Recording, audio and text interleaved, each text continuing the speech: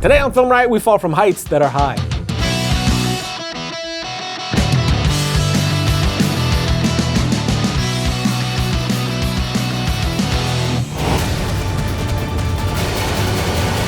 Welcome to Film Riot, the show that takes mystery out of the effects and techniques, one of some of your favorite Hollywood films. I'm your host, Ryan Connolly, and before we get into it, I wanted to let you guys know about a contest that MusicBed and Film Supply are putting on right now, which is free to enter. They're giving away $100,000 worth of prizes. The contest, you get pretty much free reign of all their stock footage and music. You download it, and you create your own 60-second spot, whether it's a trailer, commercial, title sequence. And since I'm one of the judges, they asked me to make an example video for people to see the sort of thing they're looking for. So I decided to make sort of a spec trailer of the sci-fi film that I've always wanted to make. So you can find that and more info about the contest in the notes below. But jumping right into it, as we have been saying every week with our Action Month, make sure that you also check out our other episode on the scene over on DJI's channel. We get into a lot of aspects of the scene that we're not going to cover here. And of course, if you haven't watched our high fall scene yet, make sure that you do before you watch this episode, which you could do right here or right here. What's behind the video?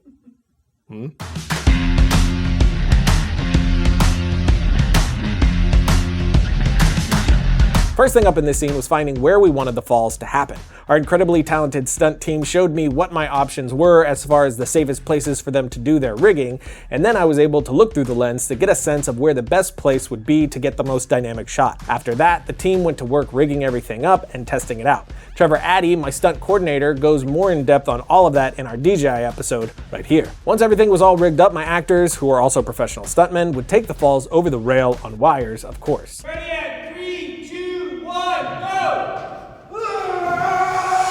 They'd take these falls all the way down to mats on the ground, of course hooked up to that wire, which is hooked up to something called a descender rig, which again, we explain more over on our DJI episode. They rehearsed the falls several times and were able to adjust to what I wanted to see in the shot, so they could flip more, or spin more, or less, faster, and so on. The amount of control that they had was really incredible. The greatest part about them rehearsing this a few times is that it gave me the chance to find my shot with an actual subject doing the actual move.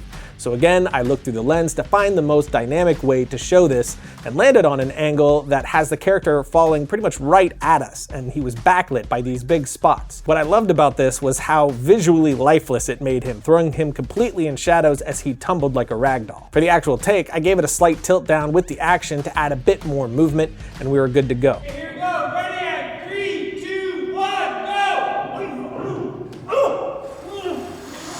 Next was our hero hanging from the ledge. This one was a bit more simple. He hung by one wire and then was hoisted up by the same rig that dropped them to make it seem as if he was climbing up himself. Then finally, we had that last fall. For this one, I had the idea for the shot while writing the script, so there was a very specific moment in my head that I was hoping to get. I would dolly in to follow our baddie falling to the ground, then in the end, tilt back up to our hero. But the shot was made much better and more dynamic thanks to my stunt team. Originally, I was getting the shot from head on, but after some advice from the team that does high falls for a living, we moved the shot over to come at it at more of an angle, which made the fall feel a lot bigger and more visually exciting, which was just another lesson in collaboration for me. Always make sure to hear the ideas and opinions of the talented people around you. You always end up with a much better project in the end. Hold on a second. Difficult. You're gonna get the gun. So you have to know your alphabet, and you have to know how to count. Probably to at least 4. Yep.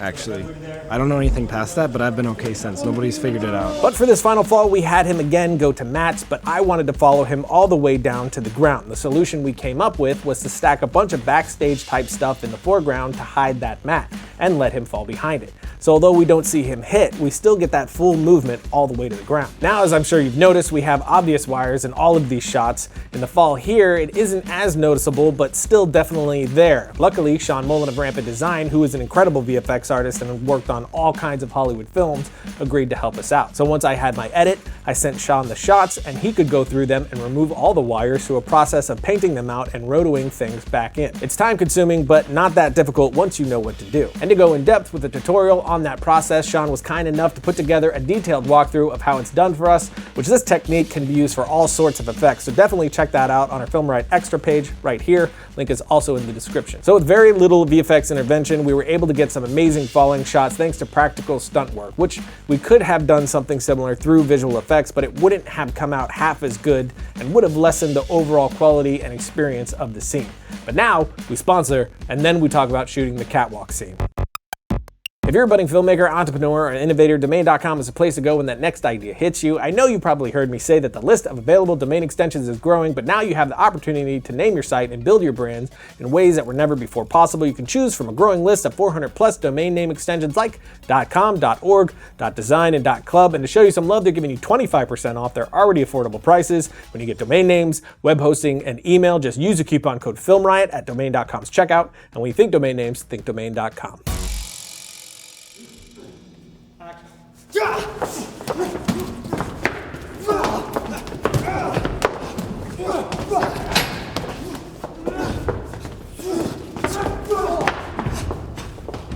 So to start us off, I took my stunt coordinator's advice and front-loaded our day with all the stunt falls, which I'm glad I did because it took up most of our time.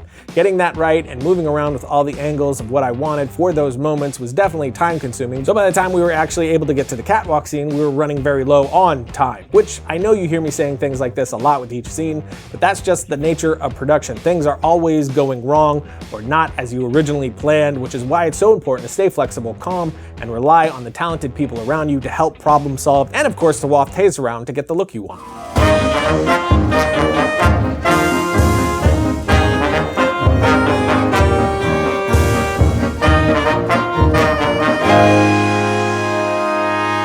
So up on the catwalk, Josh Knepper and I decided that we would strap me into the EXO with the Ronin. The EXO is amazing because it takes the weight from the Ronin off your arm so you can hold it continuously without stopping. So with me in this rig, I never had to put the camera down, which was good since we only had 2 hours to shoot out the entire scene.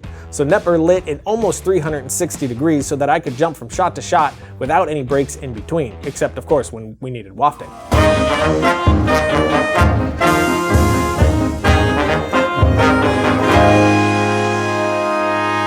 To cover this scene and still make our day, my plan here was pretty simple. I'd go entirely over the shoulder to get this done with a few specials thrown in, like the move in and then back to reveal the main villain. I use these moves to help us feel that switch from the opening fight into this next encounter, almost an Act 1, Act 2 idea. Then shots like this one here with the case, or our hero landing on the floor, and our final closing shot. The rest were really just simple OTS shots covering those moments, which it doesn't feel that way because of those quick specials thrown in, including our big opening shot that leads us into the fight, which again, you can hear more about that in our DJI episode. Let's not. It's all good. Do that.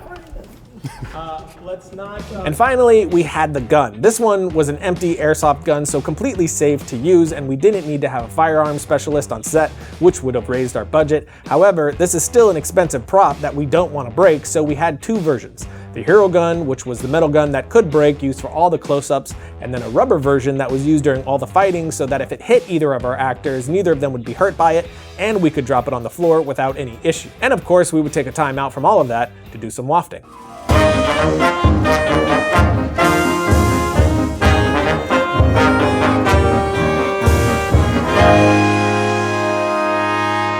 But that's it for today. As always, please check the notes below for info on all the amazingly talented people who helped pull this together. And this is our second to last week for our action month. Next week, we release our last and possibly my favorite action scene.